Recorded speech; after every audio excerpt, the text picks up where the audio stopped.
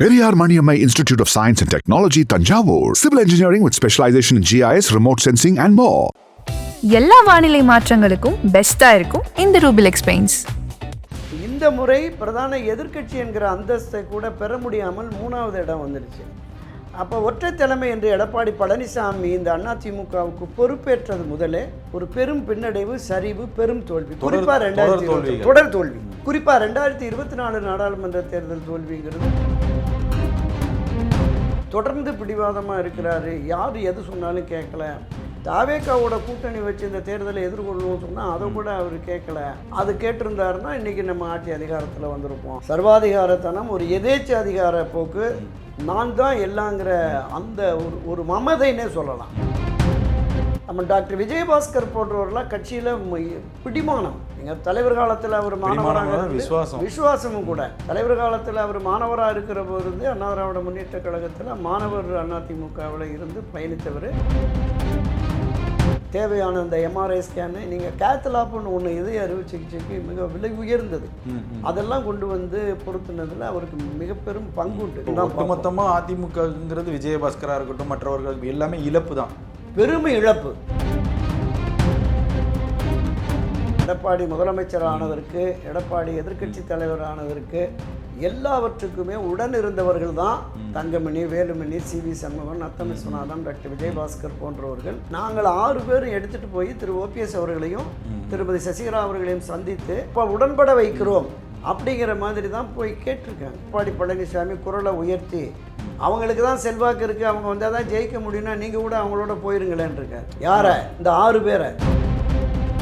புதுக்கோட்டை மாவட்டத்தில் அவருடைய அந்த விசில் செல்வாக்கு என்பது வீழ்த்தப்பட்டு விட்டது. அதற்கு அவருடைய களப்பணி, அவர் பொதுமக்களுக்கும் தொண்டர்களுக்கும் செய்த அந்த நல திட்ட உதவிகள், அந்த புதுக்கோட்டை மண்டலத்தில் அவர் ஒரு இணைப்பு விழாவை நடத்தினா அது ஒரு மிக பிரமாண்டமாக சொல்ல வேணாம், பிரமாண்டமாக பண்ணுறாரு.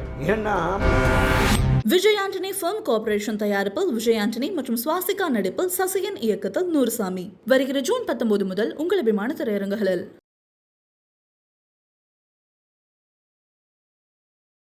சார் வணக்கம் சார். வணக்கம் சகோதரர். சார், சமீபத்தில் அதிமுகவில் என்ன தான் நடக்குதுங்கிற ஒரு பெரிய போராட்ட களமாகவே இருக்குது. அதிமுக ஒரு மாபெரும் கட்சி, அந்த கட்சியை பற்றி சொல்ல வார்த்தைகள் இல்லை, உங்களுக்கு நல்ல அனுபவமே இருக்குது. விஜயபாஸ்கருடைய தற்போதைய ராஜினாமா எப்படி சார் பார்க்குறீங்க? இல்லை, அனைத்து இந்திய அண்ணா திராவிட முன்னேற்ற கழகம் இந்த நடைபெற்று முடிந்த 2026 சட்டப்பேரவை தேர்தலிலிருந்து ஒரு பெரிய நெருக்கடியில் இருக்குங்கிறத நம்ம பார்த்தோம். எதிர்பாராத தோல்வி அப்படின்னு தான் சொல்லணும். காலங்காலமாக திமுக வெர்சஸ் அதிமுகன்னு தான் இருந்தது. திடீரென ஒரு விசில் புரட்சி, குட்டீஸ்களால் நிகழ்ந்த அந்த விசில் புரட்சியால் ஒரு மாற்றம் வந்துடுச்சு. அப்போ திமுக அல்லது அதிமுக தான் மாறி மாறி ஆட்சி அதிகாரத்துக்கு வரும் என்கிற நிலை மாறிய உடனே ஏற்கனவே 5 ஆண்டுகள் எதிர்க்கட்சியாக அண்ணா திராவிட முன்னேற்ற கழகம் இருந்தது. இந்த முறை பிரதான எதிர்க்கட்சி என்கிற அந்தஸ்தை கூட பெற முடியாமல் 3வது இடம் வந்துடுச்சு. அப்போ ஒற்றை தலைமை என்று எடப்பாடி பழனிசாமி இந்த அதிமுகவுக்கு பொறுப்பேற்றது முதலே ஒரு பெரும் பின்னடைவு, சரிவு, பெரும் தோல்வி. குறிப்பாக தொடர் தோல்வி. குறிப்பாக 2024 நாடாளுமன்ற தேர்தல் தோல்விங்கிறது அதிமுக வரலாற்றிலே இல்லை. 7 தொகுதியில் கட்டுத்தொகை இழந்துருச்சு. 15-16 தொகுதிகளில் 3வது இடம். அப்போவே ஒரு பெரும் விமர்சனம் எடப்பாடி பழனிசாமியால் இருந்தது. அப்போ இவருடைய பிடிவாத தன்மையால் தான் இந்த சரிவு, பின்னடைவு. கட்சியை வலிமையாக சொல்கிறத விட ஒரு சர்வாதிகார போக்கு, நிச்சயமாக சர்வாதிகாரத்தனம், ஒரு எதேச்ச அதிகார போக்கு, நான் தான் எல்லாங்கிற அந்த ஒரு மமதைன்னே சொல்லலாம். அதனுடைய விளைவு தான் தொடர் தோல்வி அப்படிங்கிறத பார்த்தோம். அப்போ 2024 தோல்விக்கு பிறகு மூத்த முன்னோடிகள் அந்த 6 பேர் சந்தித்து சொல்கிறாங்க, கட்சியினுடைய தொண்டர்களே ரொம்ப வெக்ஸ் ஆகிட்டாங்கங்க, கட்சி மேலே ஒரு பிடிமானம் இல்லாமல் போயிடுச்சு, இந்த தேர்தலில் 1 கோடி பேருக்கு மேலே கட்சிக்காரன் ஓட்டு போடலை. அப்போது நீ கிட்டத்தட்ட 88-89 லட்சம் தான் 2024 தேர்தலில் இருக்கு. நீங்கள் சட்டமன்ற தொகுதி வாரியாக பார்த்தீங்கன்னா 100 தொகுதிக்கு மேலே கட்டுத்தொகை போயிடுச்சு. 100 தொகுதிக்கு மேலே 3வது இடம். 11 தொகுதிகளில் தான் வெற்றி. இந்த 39 நாடாளுமன்ற தொகுதிக்கு உட்பட்ட 234 தொகுதிகள்லையும் சட்டமன்ற தொகுதி வாரியாக பார்க்குற போது 11 தொகுதிகள்லாம் வெற்றி. இதை வச்சு தான் கள யதார்த்தம் வேறு மாதிரி இருக்குது. அதனால் நாம் இனி வெற்றி பெற முடியாது அப்படிங்கிற ஒரு கருத்தாக்கம் பொதுவெளிகளில் மக்கள் மத்தியில் உருவாகிடுச்சு. இனி அதிமுகவுக்கு எதிர்காலம் இல்லைன்னு பேச தொடங்கிட்டாங்க. திமுக உள்ளிட்ட மற்றவர்களுமே பேச தொடங்கிட்டாங்க. அப்போ நம்மளால் விலக்கி வைக்கப்பட்டவர்கள், விலகி போனவங்க, அதிருப்தியாளர்களை பூரா ஒன்று சேர்த்தா தான் முடியுங்கிறாங்க. ஆனால் எடப்பாடி பழனிசாமி முடியவே முடியாதுங்க அப்படின்னு பிடிவாதமாக இருந்துட்டார். இப்போ அதிருப்தியில் வெளியில் வந்து ஒரு 25 பேர் தாவேகாவுக்கு நம்பிக்கை வாக்கெடுப்பில் போட்ட எம்எல்ஏக்களை பலரும் சொன்னதை நம்ம கேட்டோம். தொடர்ந்து பிடிவாதமாக இருக்கிறாரு, யார் எது சொன்னாலும் கேட்கல. தாவேகாவோட கூட்டணி வச்சு இந்த தேர்தலை எதிர்கொள்ளணும்னு சொன்னால் அதை கூட அவர் கேட்கல. அது கேட்டிருந்தாருன்னா இன்றைக்கி நம்ம ஆட்சி அதிகாரத்தில் வந்திருப்போம் அப்படிங்கிற மாதிரி எல்லாம் பேசினாங்க. ஆக அவருடைய அந்த சுயநலப்போக்கு, நீங்கள் குறிப்பிட்டது மாதிரி அந்த சர்வாதிகாரத்தனத்தின் உச்சம் தான் இன்றைக்கு ஒரு மிகப்பெரிய நெருக்கடியில் இருக்குது. பலரும் விலகி போகிற சூழல் இருக்குது. நம்ம டாக்டர் விஜயபாஸ்கர் போன்றவர்களாம் கட்சியில் பிடிமானம். நீங்கள் தலைவர் காலத்தில் அவர் மாணவராக விசுவாசமும் கூட, தலைவர் காலத்தில் அவர் மாணவராக இருக்கிற போது அண்ணா திராவிட முன்னேற்ற கழகத்தில் மாணவர் அதிமுகவில் இருந்து பயணித்தவர். கல்லூரி காலங்கள்லேயும் சரி, அவர் மருத்துவராக பணியாற்றிய காலங்கள்லேயும் கட்சி மீது ஈடுபாடு, தலைவர் மீதும் குறிப்பாக கட்சியை அடுத்த கட்டத்திற்கு வழிநடத்திய புரட்சித் தலைவர் செல்வி ஜெயலலிதா அவர்கள் மீதுமே மிகுந்த ஈடுபாடு கொண்டவர். அந்த பகுதியில் இருக்கிறவர்களை தாண்டி மாநிலம் முழுவதுமே டாக்டர் விஜயபாஸ்கர் அப்படின்னு சொன்னால் ஒரு நேர்மையான அரசியல்வாதி, திறமையான அரசியல்வாதி அப்படிங்கிற மாதிரி இருக்கும். நீங்கள் பல்வேறு விதமான விமர்சனங்கள் இருக்கலாம், அவரை பற்றின பல்வேறு விதமான தகவல்கள் இதெல்லாமே இருக்கலாம். அதை கடந்து ஒரு அரசியல்வாதி என்று பார்க்கிற பொழுது அவர் ஒரு நல்ல மனிதன், அதில் எந்த மாற்று கருத்துமே இல்லை. எல்லோரையும் அரவணைத்து செல்லுகிற ஒரு போக்கு அவர்கிட்ட இருக்குது. இப்போ அவரே கட்சியில் இவ்வளவு இறுக்கம் பிடிமானம் இருந்தவரே இங்கேருந்து இனி நாம் தொடர முடியாது அப்படின்னு வர்ற பொழுது மேலும் மேலும் அது அடுத்தடுத்த ஆட்களுக்கு, இவ்வளவு தூரம் கட்சிக்காக இருந்தவர், கடைசி வரைக்கும் கட்சி முக்கியம்னு பயணித்தவர், அவரே இந்த முடிவை எடுத்துட்டார். அவங்கெல்லாம் ஒன்று சேர்ந்து தானே எடப்பாடியே வந்து பொதுச்செயலர் ஆக்கினாங்க. நிச்சயமா எடப்பாடி முதலமைச்சர் ஆனதற்கு, எடப்பாடி எதிர்க்கட்சி தலைவர் ஆனதற்கு எல்லாவற்றுக்குமே உடன் இருந்தவர்கள் தான் தங்கமணி, வேலுமணி, சி.வி. சண்முகம், நத்தம் விஸ்வநாதன், டாக்டர் விஜயபாஸ்கர் போன்றவர்கள் எல்லோருமே.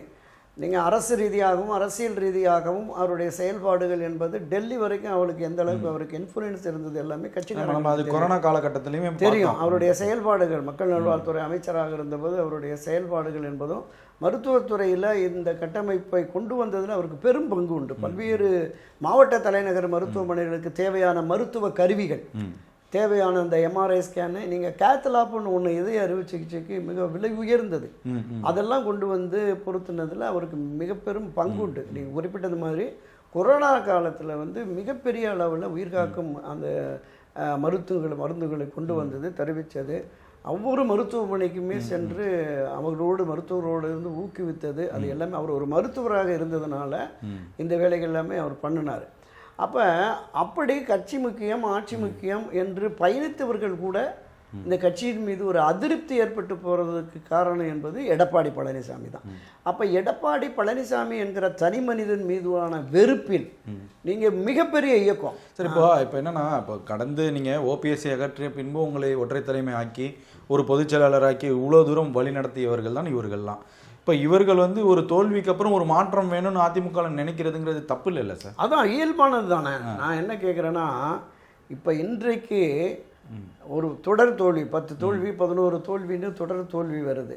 இந்த தோல்விக்கான காரணம் என்ன என்பதை நாம் ஆய்வு செய்ய வேண்டும். அதான் இவங்க கோரிக்கை. நீங்களே பொதுச்செயலாளராக இருங்க, நாம் பொதுக்குழு செயற்குழுவை கூட்டுவோம், அங்கே விவாதிப்போம். தோல்விக்கு என்ன காரணம், மாவட்ட நிர்வாகிகளை பேச விடுங்க, தலைமை கழக நிர்வாகிகளை பேச விடுங்க, மாநில நிர்வாகிகளை பேச விடுங்க. அந்தந்த பகுதிகளில் உள்ள குறைகளை, எங்கெல்லாம் மிக மோசமான தோல்வி இருக்கோ அதற்கான காரணம் என்ன, அதற்கான பொறுப்பாளர்கள் யார், விவாதிப்போம். அந்த விவாதத்திற்கு பிறகு நமக்கு இந்த கட்சியை மீள் உருவாக்கம் செய்வதற்கு, ஒரு சுய ஆய்வு செய்வதற்கு இது பயன்படும் அப்படின்னு சி.வி. சண்முகம் நேற்றை கூட சொல்கிறார். நீங்கள் பொதுக்குழு கூட்டாட்டியுமே 6 மாதத்துக்கு ஒரு முறை பைலாப்படி, கட்சி சட்டத்திட்ட விதிப்படி 6 மாதத்திற்கு ஒரு முறை செயற்குழு கூட்டணும். நீங்கள் பொதுக்குழு கூட டிசம்பர் வரைக்கும் காலக்கெடு இருக்குது, செயற்குழுவை கூட்டி அதில் நம்ம விவாதிப்போம் அப்படிங்கிற மாதிரி சொல்கிறார். அதுக்கு கூட அவர் ஒப்புக்கொள்ள மறுக்கிறார். நான் என்ன கேட்குறேன், எதிர்க்கட்சி அந்தஸ்து பெற்றுருச்சு திராவிட முன்னேற்ற கழகம். அவங்க இதை விடவும் 10 தொகுதி அதிகமாக வெற்றி பெற்றிருக்கிறார்கள். ஆனால் இந்த வெற்றிக்கு இந்த தோல்விக்கு நான் பொறுப்பேற்கிறேன் அப்படின்னு திமுக தலைவர் ஒத்துக்கிட்டு ஒரு 36 பேர் கொண்ட குழு மாநிலம் முழுவதும் ஆய்வுக்காக அனுப்பி அந்த ஆய்வின் அறிக்கை ஒரு சாரார் கொடுத்துருக்காங்க, இன்னொரு சாரார் வந்து இன்னொன்று 1-2 நாளில் தருவேன்னு சொல்கிறாங்க. ஒரு கட்டமைப்புள்ள இயக்கம் திராவிட முன்னேற்ற கழகம். அங்கிருந்து யாரும் தவேகாவுக்கு அதிகம் போகலை, 1-2 பேர் ரொம்ப குறைவு. ஆமாம் போகிறாங்க. ஆனால் இங்கிருந்து சாரியாக போகிறாங்க. முன்னாள் அமைச்சர்கள், முன்னாள் எம்பி, முன்னாள் எம்எல்ஏ, முன்னாள் வாரிய தலைவர்கள் நிறைய சென்னையில் பாலகங்கா உட்பட பலரும் போயிருக்காங்க. கலசப்பாக்கம் பன்னீர்செல்வம், நிறைய முன்னாள் அவசியம் அவரெல்லாம் புரட்சி தலைவர் எம்ஜிஆர் காலத்தில் மிக மூத்த தலைவர்கள் ஒருத்தராக உசிலம்பட்டி தவசி இருந்தார். அவர் எம்ஜிஆர் மன்றத்தினுடைய அனைத்துலக எம்ஜிஆர் மன்றத்தினுடைய இணை செயலாளராக பணியாற்றியவர். இப்படி தலைவர் காலத்தில் இருந்தவங்க, அம்மா செல்வி ஜெயலலிதா காலத்தில் இருந்தவர்கள் எல்லோருமே போகிறாங்க. என்ன காரணம்? எடப்பாடி பழனிசாமி இனி கட்சியை வெற்றி பாதைக்கு அழைத்து செல்ல மாட்டார், அவரால் முடியாதுன்னு கிளைச்செயலாளர் அதெல்லாம் கடந்து கூட இப்போ தனி மனித செல்வாக்குங்கிறது அந்தந்த தொகுதியில் ஒவ்வொருவரும் நிரூபிச்சிருக்காங்க அதிமுகவில். இப்போ நீங்கள் மண்டலம் வாரியாக எடுத்தீங்கன்னா கொங்கு என்றாலே எஸ்பி வேலுமணிங்கிற ஒரு பிம்பம் இருந்துக்கிட்டே தான் இருக்குது. அப்போ அதே போல் நீங்கள் புதுக்கோட்டை மண்டலம்னா விஜயபாஸ்கருங்கிற அந்த பிம்பம் இருக்குல்ல, இப்போ அந்த பிம்பத்தை இழக்க தயாராகிடுச்சா அதிமுக? அப்போ விஜயபாஸ்கர்னால என்னென்ன பாதிப்புகள் ஏற்படுங்கிறது ஒரு பெரிய கேள்வியாக இருக்குல்ல? இல்லை நிச்சயமாக அதுதான் சொல்கிறேன். ஒவ்வொரு மாவட்ட செயலாளரும் ஒவ்வொரு முன்னாள் அமைச்சர்களுமே அவர்கள் பகுதிகளில் வந்து கட்சியை கட்டமைப்பதற்கு நிச்சயம் அவங்களால கொண்டு வந்த ஏராளமான நகர ஒன்றிய கிளை பேரூர் நிர்வாகிகள் இருப்பாங்க. பேரவை, பாசறை, இளைஞரணி, மாணவர் அணி என்று அவர்களால் அழைத்து வரப்பட்டவர்கள் இருப்பாங்க. கட்சி கட்டுப்பாட்டை கருதி அவர்கள் அமைதி காக்கிறார்கள். ஏதாவது ஒரு நல்ல முடிவு வரும் என்கிற எதிர்பார்ப்பில் இருக்கிறாங்க. அப்போ நீங்கள் குறிப்பிட்ட மாதிரி ஒவ்வொரு மண்டலத்திலும் இருக்கிற அந்த தலைமை நிர்வாகிகளை எப்பவுமே ஒரு அரசன் வலுவான பாதுகாப்பான இருக்கணும்னா தளபதிகள் வந்து இருக்கணும். அப்போ அந்த தளபதிகளை பூரா நீங்கள் அடித்து துரத்திட்டீங்கன்னா தலைமைக்கு பேராபத்து. நீங்கள் சரியான முறையான வழிகாட்டுதலை சொல்லுகிற ஒரு நல்ல ஆலோசனைகளை தெரிவிக்கிற தளபதிகளை வச்சுக்கணும்.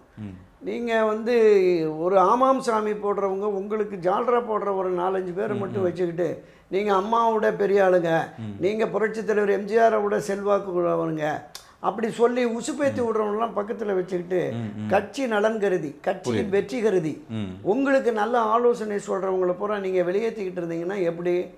இப்போ கடந்த 2 நாட்களாக வலைத்தளங்கள்லையும் சமூக வெளிகள்லையும் ஒரு பரவலாக இருக்குது.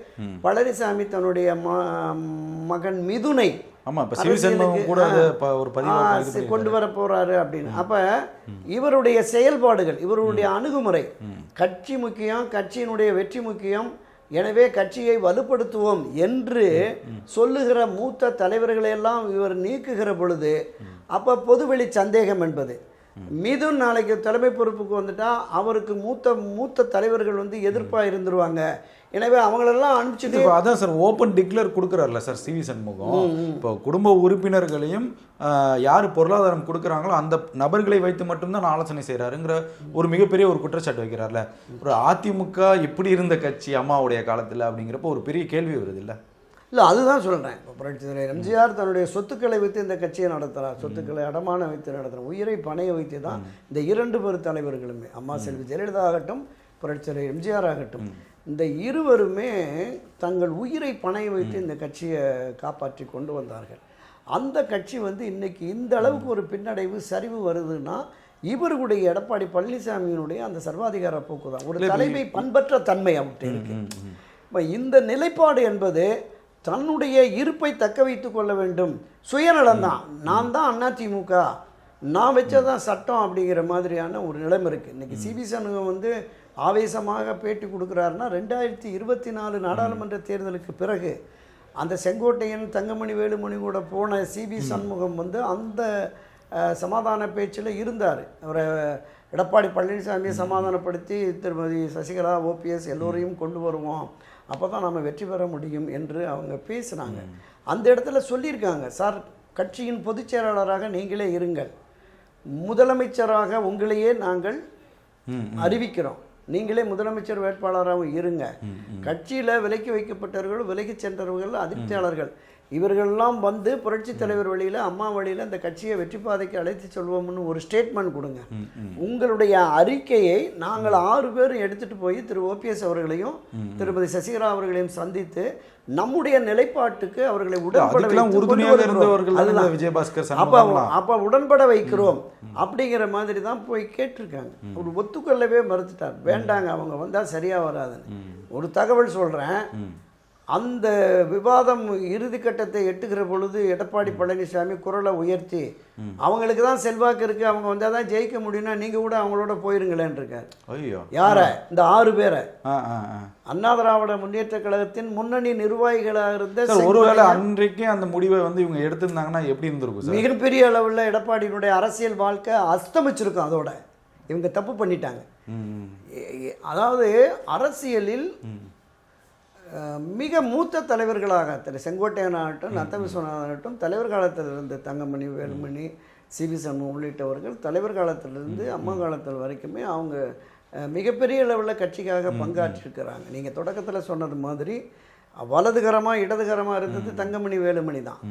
இந்த எடப்பாடிக்கு வந்த அத்தனை சட்ட சிக்கல்களை முறியடித்து அவருக்கு பக்கபலமாக இருந்தவர் சிவி சண்முகம்ங்கிறது நமக்கு தெரியும். அப்போ இவங்களெல்லாம் துணை பொதுச் செயலாளராக, தலைமை நிலை செயலாளராக, அமைப்பு செயலாளராக இருந்த இவர்களையே கட்சி பொறுப்பிலிருந்து நீக்கக்கூடிய அளவுக்கு வந்துட்டாரு அப்படின்னு சொன்னால் அப்போ இது சுயநலத்தினுடைய சர்வாதிகாரத்தனத்தினுடைய உச்சம் அப்படின்னு மொத்தமாக அதிமுகங்கிறது விஜயபாஸ்கராக இருக்கட்டும் மற்றவர்கள் எல்லாமே இழப்பு தான், பெருமை இழப்பு. நான் அதுதான் சொல்கிறேன். ஒவ்வொரு பகுதிகளிலும் அவர்களுக்கென்று ஒரு தனி செல்வாக்கு இருக்கிறது, அவர்களுக்கென்று வாக்கு வங்கிகள் இருக்கிறது. அப்போ இவர்களை இழந்து விட்டு நீங்கள் எப்படி இந்த கட்சியை வெற்றி பாதையை கொண்டு செலுத்த முடியும்? இதுதான் கேள்வி. அப்போ இது இல்லாமல் அடுத்தடுத்த இளம் தலைமுறையினரை நாம் கொண்டு வந்து தன் மகன் மிதுனுக்கு முடிசூட்ட விரும்புகிறாரோ? திராவிட முன்னேற்ற கழகத்தான் இது வந்து அந்த குற்றச்சாட்டு தானே வச்சாங்க, வாரிசு அரசியல். திமுக மீது வந்து அதுதான் குடும்ப ஆட்சி, ஒரு வாரிசு அரசியலில் கொண்டு வர்றாங்கன்னு. ஸோ அந்த நிலைப்பாட்டுக்கு இவர் வர தொடங்கிட்டாரு, அதுக்கான ஒரு பிள்ளையார் சொல்லி போட்டுட்டாங்க அப்படிங்கிற மாதிரி. அந்த சமீபத்தில் ராஜ் சத்யன் கூட அந்த பதிவு போட்டிருந்தாரு, இளைஞர்களுக்கான வாய்ப்புகள் அதிகப்படுத்தப்படும் சொல்லி. ஆமாம். அப்போ இதெல்லாம் பார்க்குறப்ப அந்த வாரிசு அரசியலை பேசுவதற்கு நீ எடப்பாடி எப்படி பேசுவாருங்கிற ஒரு கேள்வி இருக்குல்ல? நிச்சயமா அந்த நிலைப்பாட்டை இப்போதைக்கு எடுத்ததுன்னா அது ஒரு மிகப்பெரிய மேலும் பின்னடைவை தான் அதிமுகவுக்கு ஏற்படுத்தும். இப்போ இதில் என்ன இன்னொரு முக்கியமான விஷயம் அப்படின்னா, இந்த விசில் சுனாமிங்கிறது வந்து ஒட்டுமொத்தமாக முன்னாள் முதல்வர் குளத்தூரில் கூட விட்டு வைக்கல. இப்போ நம்ம விஜயபாஸ்கரை ஏன் திருப்பி குறிப்பிட்டு நம்ம அதை பேசுகிறோம் அப்படின்னா, இந்த அலைங்கிறது விராலிமலை தொகுதியில் எடுபடாமல் போயிருக்குல்ல. கிட்டத்தட்ட ஒரு மற்ற அமைச்சர்களாக இருக்கட்டும், மற்ற ஜாமான்களாக இருக்கட்டும், குறைவான வாக்குகளில் தான் வெற்றி பெற்றிருக்காங்க. இப்போ உதயநிதியாக இருக்கட்டும், கே நேருவாக இருக்கட்டும், திமுகவில் இருக்கக்கூடிய முக்கிய நிர்வாகிகள்லாம் ரொம்ப சொற்பமான வாக்குகளில் தான் வெற்றி பெற்றிருக்காங்க. அப்போ தன்னுடைய விராலிமலை தொகுதியில் 1,05,000 மேலே வாக்குகள் வாங்கியிருக்காரு, 52% வாங்கியிருக்காரு. அப்போ அந்த சுனாமிங்கிறது விராலிமலையில் எடுபடாமல் போயிருக்குல்ல. அப்போ அந்த எந்த அளவுக்கு கள வேலையை செஞ்சிருப்பாருங்கிற ஒரு கேள்வி இருக்குல்ல சார்? இல்லை நிச்சயமாக பல பகுதிகளில் நீங்கள் சொன்னது மாதிரி குளத்தூர் தொகுதியில் முதலமைச்சரையே காலி பண்ணக்கூடிய அளவுக்கு இருக்குது. தலைநகர் சென்னையில் 16 தொகுதிகளில் 14 தொகுதிகளை தாவேகா கைப்பற்றிடுச்சு. திருவள்ளூர், இந்த காஞ்சிபுரம், இந்த பகுதிகளில், தலைநகர் சென்னை உள்ளிட்ட பகுதிகளில் பல தொகுதிகளில் ஆகிட்டு போச்சு. அப்போ நீங்கள் குறிப்பிட்டது போல் புதுக்கோட்டை மாவட்டத்தில் அவருடைய அந்த விசில் செல்வாக்கு என்பது வீழ்த்தப்பட்டு விட்டது. அதற்கு அவருடைய களப்பணி, விஜயபாஸ்கருடைய களப்பணி, அவர் பொதுமக்களுக்கும் தொண்டர்களுக்கும் செய்த அந்த நல திட்ட உதவிகள், மற்ற விஷயங்கள் அவரை வந்து தக்க வச்சிருக்கு. அதனால தான் அவர் நான் என் தொகுதி மக்களை கலந்து ஆலோசித்து ஒரு நல்ல முடிவை எடுப்பேன் அப்படின்னு சொன்னார். அப்போ தொகுதி மக்களுடைய எண்ணம், உணர்வு என்பது இனி எடப்பாடி கூட நீங்க பயணிக்காதீங்க அப்படிங்கிற மாதிரியான அந்த பெரும்பாலான தொண்டர்கள் வந்து தாவேக்கால இணைகிறதுங்கிறது ஏத்துக்கிறாங்கிற மாதிரி சொல்லியிருந்தாங்க. இல்லை அப்படிதான் அவர் அந்த மனநிலையில் தான் இருக்கார். நான் கேள்விப்பட்ட வகையில் அவர் தாவேகா தலைவர் மாண்புமிகு ஜோசப் விஜய் அவர்கள் தலைமையில் நேரடியாக இணைவதற்கான முயற்சியில் இருக்கிறாரு. அது தேதி கிடைச்ச உடனே இணைஞ்சிருவார் அப்படின்னு. தேதி கொடுக்கப்பட்டதன் விளைவாகத்தான் என்று தன்னுடைய பதவியை ராஜினாமா செய்திருக்கிறாரோ அப்படின்னு பார்க்குறோம். மற்ற வலைத்தளங்கள் இதில் வந்து தாவேக்காவை விடவும் திமுக போகிறதுக்கு கூடுதல் வாய்ப்பு இருக்குன்னு சில பேர் பதிவுகள் போடுறாங்க.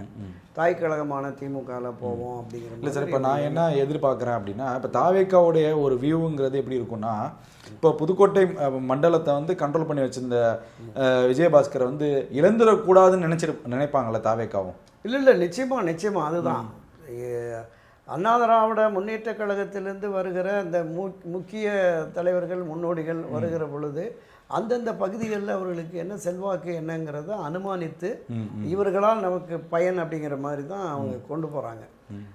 ஆதவர்ஜனமாகட்டும் ஆனந்தாகட்டும் மற்றவர்களுமே ஆதவர்ஜனம் இன்னும் கூடுதலாக சொல்கிறார், அண்ணா திராவிட முன்னேற்ற கழகம் என்பது இனி தாவேக்கா தான் அப்படிங்கிற எல்லா மேடைகளையும் பேசுகிறார், எல்லா மேடைகளையுமே பேசிட்டார். அப்படி வருகிற பொழுது நிச்சயமாக இவருக்கு அந்த மண்டலத்தில் புதுக்கோட்டை மண்டலத்தில் ஒரு செல்வாக்கு மிக்கவர் என்பதால் தாவேக்கா அவர்கள் நிச்சயம் அரவணைக்கும். அந்த அடிப்படையில் என்ன பலமாக இருக்கும்னு நீங்கள் நினைக்கிறீங்க? இல்லை, ஒரு விமர்சனமாக வருவது என்னன்னா, தாவேக்காவுக்கு செல்லுகிறவர்கள் அதனுடைய தலைவர், நீங்கள் புரட்சித் தலைவர் எம்ஜிஆர் காலத்தில் ஆகட்டும், அம்மா செல்வி ஜெயலலிதா காலத்தில் ஆகட்டும், கட்சியில் புதிதாக மாற்றுக் கட்சியிலிருந்து இணைகிறார்கள் என்றால் தலைவர் முன்னிலையில் தான், புரட்சித் தலைவர் எம்ஜிஆர் முன்னிலையில் செல்வி ஜெயலலிதா முன்னிலையில் தான் வந்து இணைவாங்க. 100 பேர் 200 பேர் 500 பேர் 1000 பேருன்னு முக்கியமான முன்னாள் எம்எல்ஏக்கள் முன்னாள் அமைச்சர்கள் வருகிற போது இண்டிவிஜுவலாக அவங்கள கூப்பிட்டு வீட்டுகளை கூப்பிட்டு அல்லது தலைமை கழகத்தில் கூப்பிட்டு அவங்களுக்கு சேர்த்து கார்டு மரியாதை செலுத்துவாங்க. இப்போ இன்றைக்கு போன முன்னாள் அமைச்சர்கள் மூத்த நிர்வாகிகள் பலருமே 2ஆம் கட்ட தலைவர்கள், கட்சியினுடைய பொதுச் செயலாளர் தான் அதிகாரம் மிக்கவர், அதில் மாற்று கருத்து இல்லை. ஆனால் கட்சி தலைவர் என்று ஒரு பிரபலமான முகம் ஜோசப் விஜய் அவர்கள் இருக்கிறதுனால அவர் முன்னிலையில் இணைந்தால் நமக்கு மரியாதை அப்படின்னு எதிர்பார்ப்பாங்க. ஸோ அந்த மரியாதையை டாக்டர் விஜயபாஸ்கர் சிறிய தவறுகள் செஞ்சாலும் அதை திருத்திக்கிறாங்க தாவேக்கா. நிச்சயமாக இப்போ உங்களுடைய வீடியோக்கள்லாம் பார்த்தா கூட அதை திருத்திக்கிறாங்க. இப்போ விஜயபாஸ்கர் இணைகிறது எல்லாத்தையும் ஒட்டுமொத்தமாக இணைச்சு கூட அந்த விழாவை நடத்தக்கூடிய வாய்ப்பு இருக்குல்ல சார்? இல்லை, நிச்சயமாக அதில் இணைந்த பல முன்னாள் அமைச்சர்கள் சொன்னாங்க, எல்லோரையும் தலைநகர் சென்னைக்கு நாங்கள் கூப்பிட்டு வர்றதில் சிரமம் இருக்குது. அந்தந்த மாவட்ட தலைநகர்களில் நீங்கள் ஒரு தேதி கொடுத்தீங்கன்னா அந்தந்த மாவட்டங்களில் இருக்கிற எங்கள் கட்சியினுடைய நிர்வாகிகளை நாங்கள் அழைச்சிட்டு வர்றோம், ஒரு இணைப்பு விழா நடத்துங்க அப்படின்னு சொல்லி. ஒருவேளை தாவேக்கா தலைமை விரும்பி டாக்டர் விஜயபாஸ்கர் அவர்களை டாக்டர் விஜய் அவர்களே, நம்ம ஜோசப் விஜய் அவர்களே அழைத்து அவரை இணைக்கின்ற பொழுது அந்த புதுக்கோட்டை மண்டலத்தில் அவர் ஒரு இணைப்பு விழாவை நடத்தினா அது ஒரு மிக பிரம்மாண்டமாக பண்ணிடுவார். ஏன்னா இப்போ அண்மையில் கடந்த 2 நாட்களுக்கு முன்பு மரகதம் குமரவேல் அவங்க ஒரு பிரம்மாண்டமான இணைப்பு விழாவை நடத்தியிருந்தாங்க. ஒரு 2 முறை சட்டமன்ற உறுப்பினராக இருந்தார். அவருடைய கணவர் குமரவேல் அந்த பகுதியில் கொஞ்சம் கட்சி செல்வாக்காக இருந்ததுனால அவர் பண்ணினாங்க. இதை விடவும் பல மடங்கு அதிகமாக டாக்டர் விஜயபாஸ்கரால் முடியும். இங்கே வந்திருக்கிற கட்சியில் இணைந்திருக்கிறவர்கள், தாவேக்காவில் இணைந்திருக்கிறவர்கள் பெரும்பாலும் முன்னாள் எம்எல்ஏக்கள், முன்னாள் அமைச்சர்களாக இருந்தவர்கள், அந்த பகுதிகளில் செல்வாக்கு மிக்கவர்களாக தான் நிச்சயமாக இருப்பாங்க. பொதுமக்கள் மத்தியிலையும் கட்சியினர் மத்தியிலுமே அவர்களுக்கு செல்வாக்கு இருக்கிறது. அப்படி மாவட்ட வாரியாக போடுகிற பொழுது நிச்சயமாக ஆயிரக்கணக்கானவர்கள் அங்கே இணைவாங்க. என்னை பொறுத்தளவில் நிர்வாகிகளாக இருந்தவர்கள் தான் தாவேக்கா பக்கம் போகிறாங்க. இந்த காலமெல்லாம் இரட்டைலைக்கு வாக்களித்த அடிப்படை தொண்டர்கள் உறுப்பினர்கள் இருக்காங்கல்ல, அதிமுக ஆதரவாளர்கள், புரட்சித் தலைவர் எம்ஜிஆர் செல்வி ஜெயலலிதா இரட்டையில, இது எங்கே இருக்கிறதோ அந்த கோர் பேங்க் தான் நம்ம பார்த்தோம். அது இப்போ 1 கோடிக்கு மேலே இருக்கு. ஒரு எக்ஸ்ட்ரீம் லெவலுக்கு போகிறப்ப தானே சார் அந்த முடிவு எடுக்கிறாங்க. இத்தனை ஆண்டு காலமாக அவர்கள் காத்து தானே இருந்தாங்க. அப்போ எக்ஸ்ட்ரீம் லெவலுக்கு போகிறப்ப இந்த முடிவு எடுப்பது சரியாக தானே இருக்கும். இல்லை, ஒரு எக்ஸ்ட்ரீம் முடிவுங்கிறது இனி அதிமுக வெற்றி பெறாது அப்படிங்கிற நிலைப்பாட்டை எங்கே எடுக்கிறாங்க? எடப்பாடி தலைமை இருக்கிறதுனால முடியாதுங்கிறது. அப்போ இவங்க இருந்து அவருமே அதை விட்டு கொடுக்குற மாதிரி இல்லை. இப்போ செங்கோட்டையன் அவர்களாக இருக்கட்டும், பசும்பொன் முத்துராமலிங்க தேவர் சிலைக்கு மரியாதை செலுத்துகிறப்போ ஓபிஎஸோட சசிகலாவோட இருந்தது ஒரு குற்றச்சாட்டாக வைத்து செங்கோட்டையனை ஒதுக்குனதெல்லாம் நம்மளால பார்க்க முடிஞ்சில்ல. அப்போ எல்லா விஷயத்திற்கும் ஒரு குற்றவாளியாக பார்க்கிறாருங்கிறது தானே பிரதானமான குற்றச்சாட்டாக இருக்குது. இல்லை, அதுதான் சொல்கிறேன். இந்த அளவிற்கு பிடிவாதமாக கட்சியை அழிவுப்பாதையில் கொண்டு செல்லுகிற ஒரு ஒற்றை மனிதனுக்கு எதிராக இத்தனை அமைப்புகளை ஒரு கட்டமைப்பாக வச்சிருக்கிற கட்சி, 1 கோடிக்கும் 1.5 கோடிக்கும் மேற்பட்ட தொண்டர்கள் இருக்காங்க, லட்சக்கணக்கான நிர்வாகிகள் இருக்கிறாங்க. அப்போ இவர்களை ஒருங்கிணைத்து எடப்பாடியினுடைய தலைமையை கேள்விக்குறியாக்குங்க. சரி, இப்போ அதுதான் இப்போ என்னுடைய ஒரு இறுதி கேள்வியாக கூட இதை நீங்கள் எடுத்துக்கோங்க. இப்போ விஜயபாஸ்கர் அவர்கள் தாவேக்காவில் இணைந்தார் அப்படின்னா தாவேக்கா என்ன மாதிரியான அந்த அதிகாரத்தை கொடுக்குங்கிற ஒரு கேள்வி இருக்குது. இப்போ தொடர்ந்து இப்போ கடம்பூர் ராஜா இருக்கட்டும், மற்ற அமைச்சர்களாக இருக்கட்டும், இவர்களுக்கெல்லாம் என்ன மாதிரியான ஊரிய அங்கீகாரம் அங்கே கிடைக்கும்னு நினைக்கிறீங்க நீங்கள்? இல்லை, இப்போ தாவேகாவுக்கு சென்றிருக்கிற இவர்கள், இந்த மூத்த முன்னோடிகள் அமைச்சர்களாக இருந்தவர்கள், அந்தந்த பகுதிகளில் செல்வாக்கு மிக்கவர்களாக இருந்தவர். அதனால் இவர்களை தலைமை பொறுப்புகளுக்கு அந்தந்த ஒவ்வொரு தலைமையில் இருக்கிற இப்போ பல்வேறு அமைப்பு செயலாளர்கள், முதன்மை செயலாளர்கள் அந்த மாதிரி இருக்குது. இப்போ தாவேகா வந்து அந்த மாதிரி ஒரு உயர் பொறுப்புகள், அல்லது 10-20 தொகுதிகளுக்கு ஒரு மண்டல பொறுப்பாளர்கள் அந்த மாதிரி நியமித்தார்கள்னா அவங்க ஓரளவுக்கு அதை சரியான திசையில் கொண்டு போகலாம். ஆமாம், அந்த மாதிரி பொறுப்புகள் வழங்கலை அப்படின்னா இப்போ என்ன பிரச்சனைனா, இவங்க எல்லோருமே அனுபவம் மிக்கவர்கள். இவங்க 40 வருஷம் 50 வருஷம் அரசியலில் இருந்தவங்க. ஆனால் தாவேகாவில் இருக்கிற மாநில நிர்வாகிகள், மாவட்ட நிர்வாகிகள் ஒரு 28, 30, 35 வயசுக்குள்ளே தான் இருக்காங்க. இப்போ மாவட்ட செயலாளர், இப்போ உதாரணத்துக்கு பாப்பிரெட்டிப்பட்டி கோவிந்தசாமி 2 முறை 1916, 21, 21, 24 காலகட்டத்தில் சட்டமன்ற உறுப்பினராக இருந்தவர் கடந்த வாரம் தாவேகாவில் இணைஞ்சார். அங்கே போய் மரியாதை இல்லைங்க, மாவட்ட நிர்வாகி எங்கள் பகுதியில் இருக்கிற ஒன்றிய நகர நிர்வாகி கூட மதிக்க மாட்டேங்கிறான், எல்லாம் சின்ன சின்ன பசங்களாக இருக்காங்க, எனக்கு அரசியலே வேண்டான்னு ஒதுங்கிட்டார். ஸோ அந்த மாதிரி இல்லாமல் தலைமை அறிவுறுத்தணும். தாவேகாவில் இருக்கிற தலைமை செஞ்சிருவாங்கன்னு எனக்கு ஒரு நம்பிக்கை இருக்கு. ஏன்னா சிறிய தவறுகள் மாட்டிக்கொண்டு தான் இருக்கு. இல்லை, நிச்சயமாக மாற்றலைன்னா மீண்டும் போனவங்க வந்து ஒரு மறுபரிசீலனைக்கு உட்படுத்திக் கொள்வாங்க. தக்க வச்சுக்குவாங்க தான் சார் நானும் பார்க்குறேன். ஆமாம் சார், இப்போ இறுதியாக வந்து சார், இப்போ இந்த அதிமுகவுடைய எம்எல்ஏக்களின் மதிப்பும் 42 ஆயிடுச்சு. ஆல்ரெடி பாதி பேர் ராஜினாமா பண்ணிட்டாங்க. இது எப்படி சார் நடக்க போகுது? இது இந்த இடைத்தேர்தல் எப்படி நடக்க போகுது? ஒட்டுமொத்தமாக ஏதாவது கலைக்கிறதுக்கான வாய்ப்பு இருக்கா? இல்லை, அது இப்போதைக்கு வாய்ப்பே இல்லை. ஒட்டுமொத்தமாக ஆட்சி கலைவதற்கோ இது ஆட்சிக்கு தேர்தலை எதிர்கொள்வதற்கு யாருமே தயாராக இல்லை. எந்த அரசியல் கட்சியும் தயாராக இல்லை. திமுகவோ, அதிமுக, காங்கிரஸ் யாருமே. அதை தாண்டி தேர்தல் ஆணையமும் தயாராக இருக்காது. தேர்தல் இப்போ தான் முடிச்சுட்டு போவாங்க. பல ஆயிரக்கணக்கான ரூபாய் மனித உழைப்பு வீணாகும். அப்படிங்கிறதுனால இந்த ஆட்சியை சரியான திசைவெளியில் கொண்டு செலுத்துவதற்கு சரியான முறையான நேர்மையான IAS IPS அதிகாரிகளை கொண்டு போயிடலாம். ஒரு அரசாங்கம் என்பது அவங்க தான் நடத்துவாங்க. விஜய் சொன்னது மாதிரி அந்த லஞ்ச ஊழலற்ற என்கிற அந்த நிலைப்பாடு வெறும் பேச்சளவில் ஏட்டளவில் இல்லாமல் செயல்படுத்த தொடங்கிட்டா அது மக்கள் மத்தியில் ஒரு பேர் ஆதரவை கொடுத்துரும்.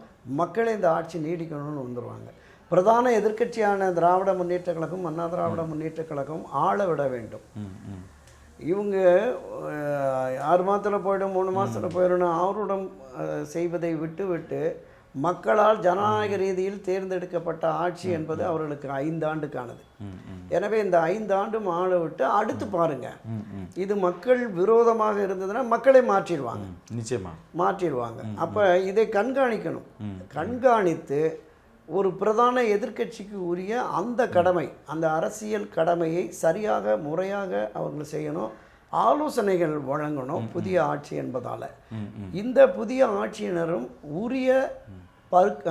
உரிய அனுபவங்களை, பக்குவத்தை பெற்று எல்லா மக்களையும் ஒரு நேர்நிறை என்கிற மாதிரி கொண்டு போய் அவங்க அந்த ஆட்சியை செலுத்தினார்கள் என்றால் நிச்சயமாக அவர்களுக்கும் வாய்ப்பு இருக்கும். விஜய் அவர்களுக்கும் புகழும் செல்வாக்கும் பெருகும், உயர்ந்துகிட்டே இருக்கும். ஆமாம், உயரும்.